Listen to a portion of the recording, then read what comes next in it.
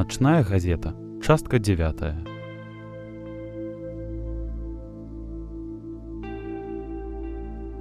Галава дрэва. Аўтар Фернандо Іглесіас Мелендес.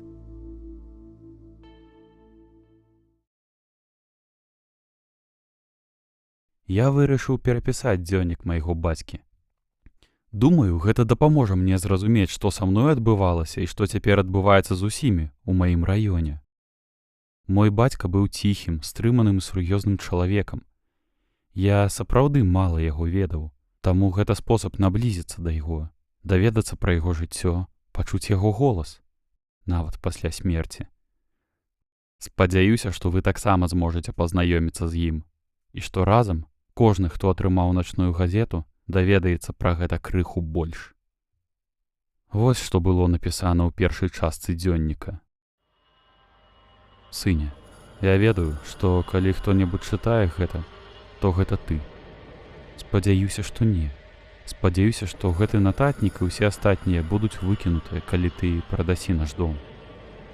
Калі ты чытаеш гэта, здаецца, я не змог цябе спыніць. Я ведаю, што верагоднасць таго, што ты знайшоў гэты нататнік пасля чытання начной газеты, досыць вялікая. Калі ты не чытаў яе, слухай мяне вельмі уважліва. Не чытай начную газету. Калі прачытаў толькі адну, слухай мяне вельмі уважліва. Не чытай больш. Я не ўпэўнены, але думаю, што чытанне газет робяць рэчы ў іх рэальнымі.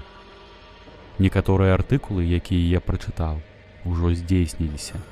Некаторыя людзі ўжо ў небяспецы, параненыя ці мёртвыя. Магчыма, я знайшоў спосаб спыніць гэта. Спачатку я збіраюся перапісаць усе начныя газеты, якія я атрымаў. Некаторыя з іх я ўжо перапісаў у некалькі нататнікаў, і я проста капірую іх тут. Некаторыя з іх яшчэ не атрымаў, але ведаю, што атрымаю.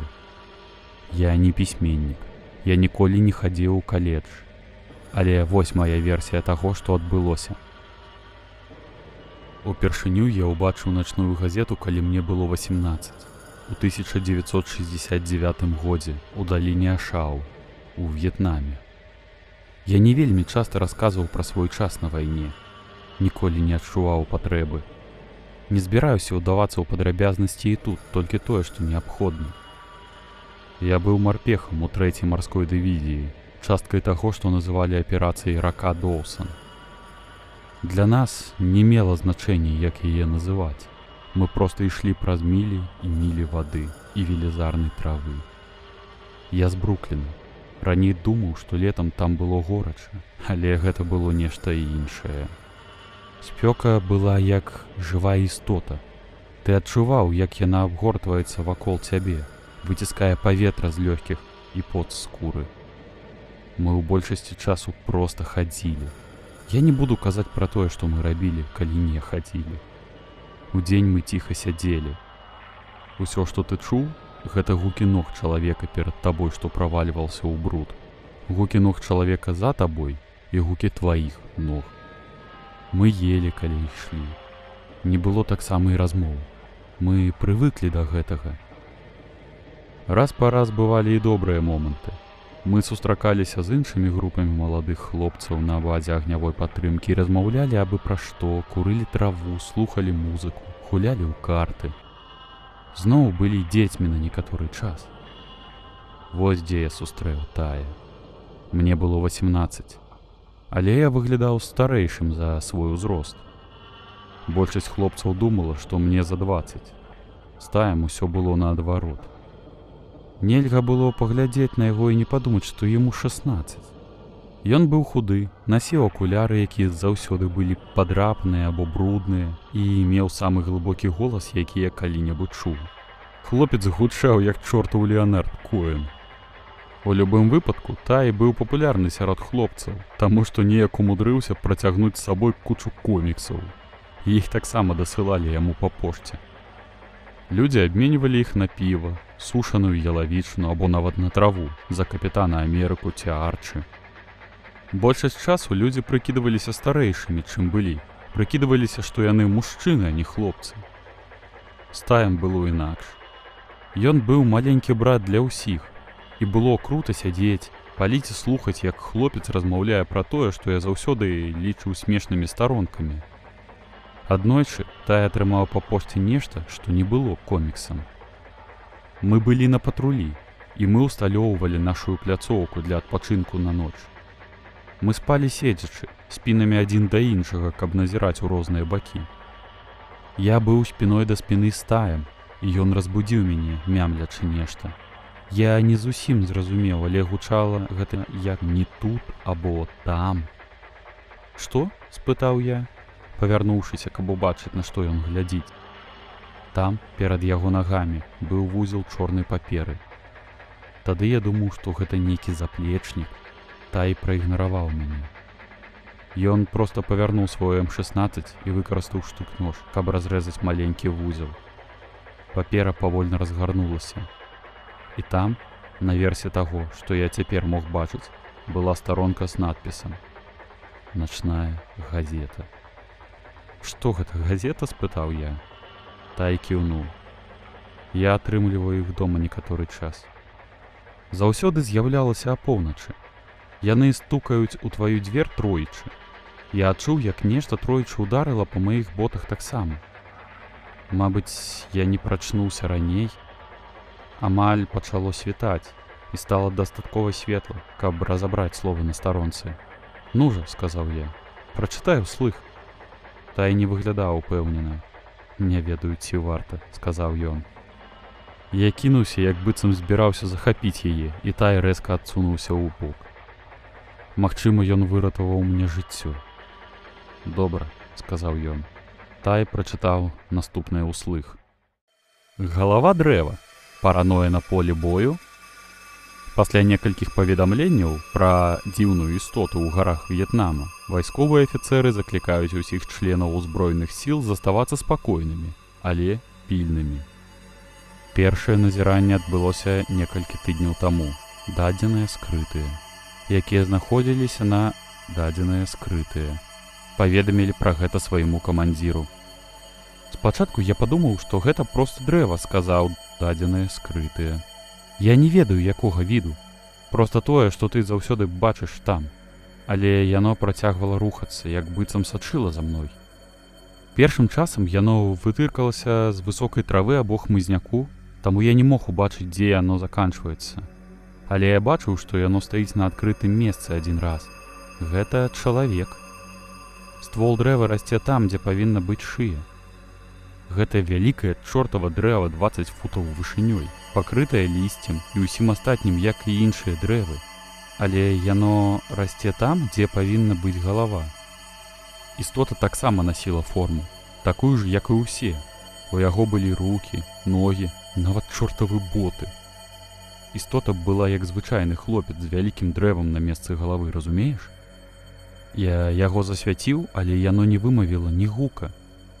Яны мяне абвінавацілі ў тым, што я страляў без прычыны, выдаючы нашу пазіцыю. Мне пляваць.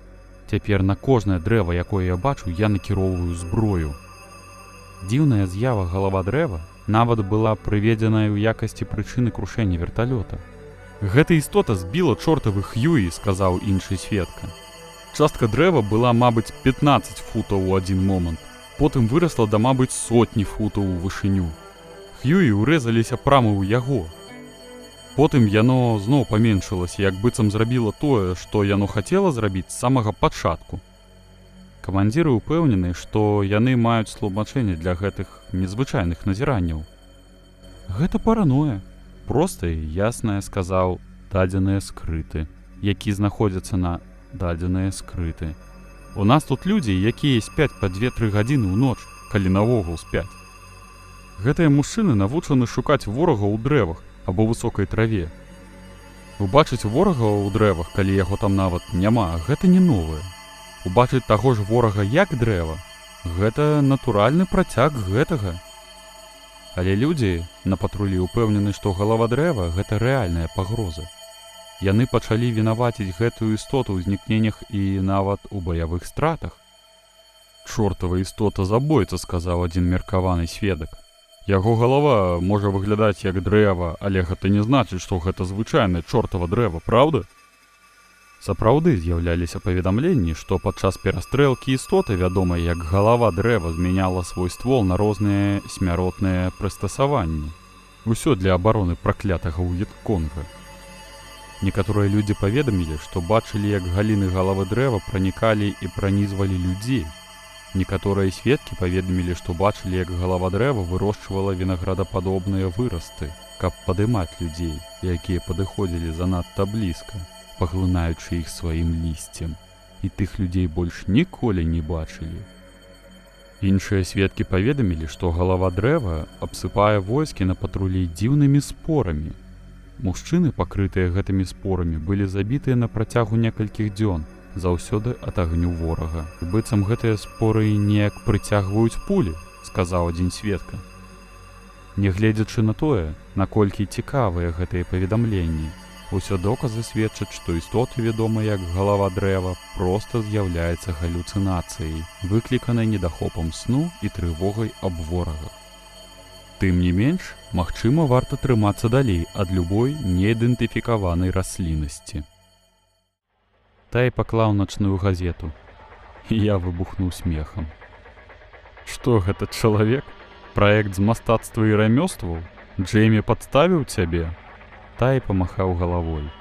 Ён не усміхаўся, і ён быў бледны. Гэта збудзецца, сказаў ён. Проста пачакай і ўбачыш.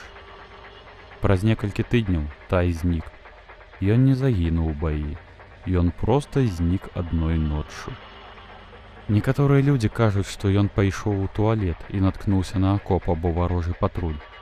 Магчыма, яго ўзялі ў палон або забілі. Да гэтага часу ён лічыцца зніклым без вестак, часткай з каля 16 000 зніклых без вестак, якія ўсё яшчэ не знойдзены ў канфлікце. Смешна, але ён меў рацыю. Прыблізна праз тыдзень пасля таго, як ён прачытаў тую дзіўную газету, людзі сапраўды пачалі казаць, што яны бачылі галаву дрэва. Тады я думаў, што Тай расказаў ім пра гэта. Цяпер я ведаю больш, бо наступную начную газету я атрымаў на свой парог. Гэта быў першы запіс у дзённіку майго бацькі. Я буду працягваць чытаць. Я ведаю, што большасць маіх суседзяў, калі не ўсе, цяпер атрымліваюць начныя газеты. Я павінен знайсці спосаб спыніць іх дастаўку. Даведацца больш пра газеты – адзіны спосаб зрабіць гэта.